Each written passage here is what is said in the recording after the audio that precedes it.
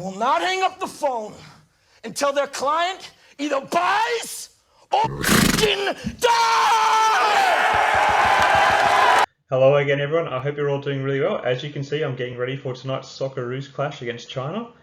Anyway, so this week I have been looking at short squeezes a fair bit, and I have one more for you. That being Vinco Ventures, or ticker symbol BBIG or BBIG. Now this short squeeze is perhaps still at a point where it can go a bit higher in my opinion at this stage.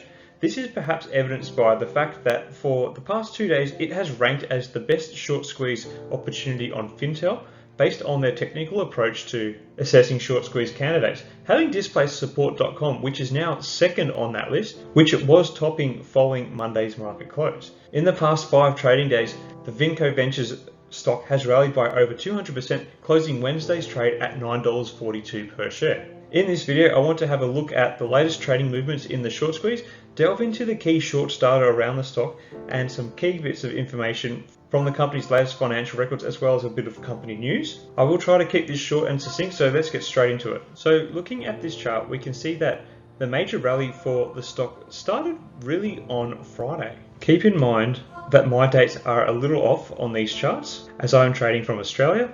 Anyway, the stock jumped at open again on Monday, touching as high as $10 per share, before going on a gradual decline until it again started pushing higher halfway through Tuesday's session. On Wednesday, it jumped even higher, getting close to the $12 mark per share at open, and pleasingly it roughly held at these higher levels for most of the day's trade.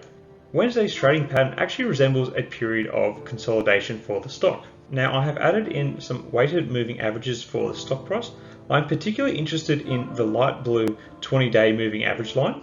This has finished Wednesday's session more or less right on the closing stock price of $9.39 a share. This puts the technical likely movement of the stock in a neutral position heading into Thursday's session, a theme that is backed up further by the fact that the stock is centered between 2 Bollinger Bands and the RSI is close to a neutral position around the 50 mark. So from a technical standpoint, there is no immediate indication on whether the stock will likely drop or continue to rally when the market opens on Thursday. One slightly displeasing sign for the short squeeze effort is that the stock surrendered almost 80 cents, or approximately 2/3 of the final gains from Wednesday's session during aftermarket hours. Still, the aftermarket is a low volume session and the stock did not fall below the previous day's close, and with the exception of the very first few minutes of trade on Wednesday, the stock did not spend any time trading below the previous day's close. The reason this is good for the short squeeze effort is that it means any pre-existing short positions that did not cash out at a loss are still holding on to a distressed position, meaning that they are still under pressure in this short squeeze. Now, looking at a 5-minute chart, I've removed the RSI and put in a directional movement indicator. What I will be looking for is whether or not the red line moves above the green line or vice versa, as this is an indication of which way the price movement is likely moving in. Towards the close of trade, the green line did move back above the red line, which correlates with an upward movement in the stock price. However, it did finish the session pointing downwards, which is perhaps why we saw the stock move lower in the aftermarket session. During Thursday's open, I'll be looking for a movement in this indicator that looks a little something like this, with a spike in the green, as that is an indicator that a strong rally is on. And I think there is a lot of potential for this to happen due to the holding pattern the stock had for much of Wednesday's session. Switching to the current shorts data, there is potential for some very volatile price movement.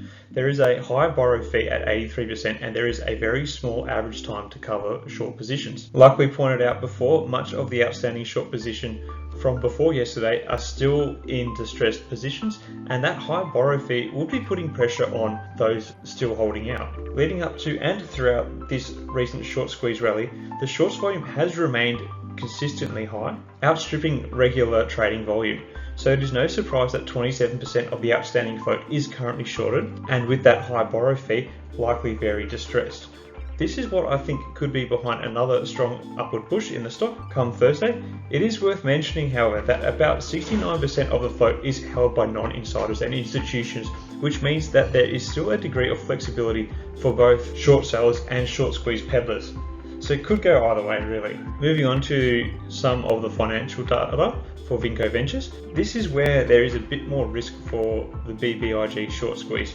compared to when I looked at support.com the other day.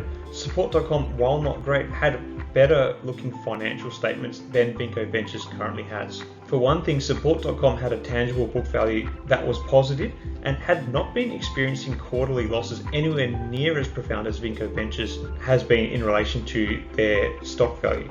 So from a purely financial perspective, Vinco Ventures is in a much poorer financial position than support.com. If there is a silver lining, however, it would be that despite the company's negative equity position, the majority of their liabilities are non-current, meaning they at least have a positive current ratio, aka they have enough current assets to cover their liabilities for the next 12 months. Still, this is not a stock I would want to hold based on these financial figures. There is of course an opportunity for a bit of a shake-up with their much touted reverse merger with Zash Media, which has perhaps been a bit of a catalyst driving this short squeeze effort. However, if you look into the track records of those behind this move, it doesn't immediately fill me with confidence regarding the medium-term financial position of Vinco Ventures, even with the added management of Zash. So moving on to some final thoughts. With stocks, you should never look at history to inform the future, but looking at other recent big short squeeze rallies, the $10 price point has acted as a bit of a breakout point in these occurrences. BBIG stock is hovering around that mark presently.